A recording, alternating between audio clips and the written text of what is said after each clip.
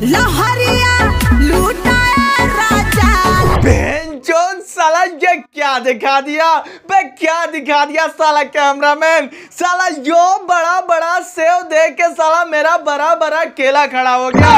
अब बताओ साला मैं किधर जाऊं। साला सुरलभ शौचालय में भोसड़ी वाला पेट के हग रहा है, अब मैं किधर जाऊं। साला इतना बड़ा बड़ा सेव देख के बेंचोद मुट्ठी मारने का मन कर रहा है। आइए देखते हैं बैठचंद, मजा आएगा। दोनों बैलून साला धुक धुक करे, धुक धुक करे। तुहार दोनों बैलून साला धुक धुक करता तो मोहतरमा जाके सस्ता प्लास्टिकाऊ हॉस्पिटल में अपन दोनों दूध के अब दोनों बैलून के साला इलाज करा लो, ना तो साला गलती से तार दोनों बैलून फाट गइलू तो साला मजे आ जाई। रात मगर जल रहे हैं हम।